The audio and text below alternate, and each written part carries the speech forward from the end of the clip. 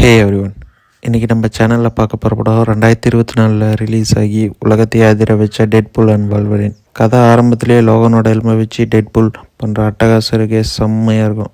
அங்கேயே படம் சூடு பிடிக்குது. ஸோ இதை பற்றி, இந்த படத்தோட கதை, சர்ப்ரைஸ் கேமியோ மற்றும் எம்சியூவோட எதிர்காலம், இதை பற்றி முழுசாக இந்த வீடியோவில் பார்க்க போகிறோம். ஹே கைஸ், இப்போ தான் டைம் வேரியன்ஸ் அத்தாரிட்டி என்ட்ரி டிவின்னு சொல்லுவாங்க, லோக்கி தனியாக பண்ணிகிட்ருக்காரு. டெட்பூல் பர்த்டே பார்ட்டி நடந்துகிட்ருக்கு. திடீர்னு டிவி அத்தாரிட்டி அங்கே வராங்க. அங்கே டெட்பூலை மிஸ்டர் பேரடாக்ஸ் கிட்டே கூட்டி போகிறாங்க. மிஸ்டர் பேரடாக்ஸ் அங்கே ஓனர் மாதிரி. இங்கே தான் ஆன்சர் பீயிங்னு ஒரு கான்செப்ட் வருது. அங்கே தான் வில்சனுக்கு பெரிய ஷாக் காத்துக்கிட்டு இருக்கு. ஏன்னா அவரோட உலகம் எர்த்து 10,005 மெல்ல மெல்ல டிஸ்ட்ராய் ஆகிட்டுருக்கு. ஏன்னா இந்த உலகத்தோட ஆன்சர் பீயிங் லோகன் படத்தில் அவர் இறந்துருவார். லோகன் மூவியில் வல்வரின் இறந்துருவார். அந்த டைம் லைனும் அழிய போகுது.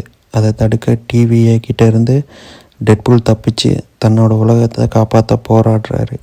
கைஸ், இப்போ டெட்பூல் வல்வரினை தேடி மல்டிவர்ஸ்க்கு போகிறாரு. தன்னோட உலகத்தை காப்பாற்ற டெட்பூல் முடிவு பண்ணி மல்டிவர்ஸில் இருக்கிற வேற ஒரு வல்வரினை தூக்கிட்டு வர பிளான் பண்ணுறாரு. அவர் தேடுற எல்லா வல்வரினும் வேறு மாதிரி இருக்காங்க. மல்டிவர்ஸில் இருக்கிற பல வல்வரின் வேரியண்ட்டுகளை தேடுற சீன்ஸ் செம்ம காமெடி.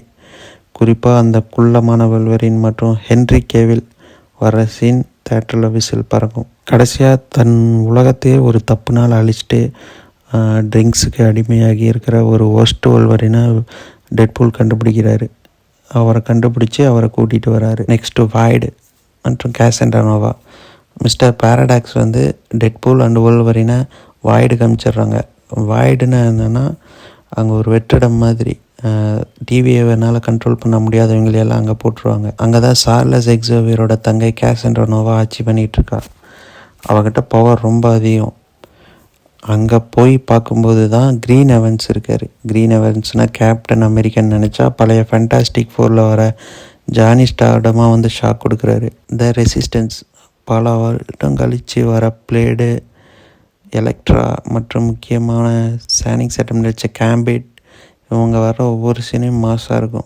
ஸோ அங்கேருந்து தப்பிக்கிறது மட்டும் இல்லாமல் நம்ம ஹீரோக்களை வச்சு எல்லாம் ஒரு டீமாக சேர்த்து எப்படி கிளைமேக்ஸில் வர போருக்கு ரெடி ஆகிறாங்க. அதுதான் கான்செப்ட்.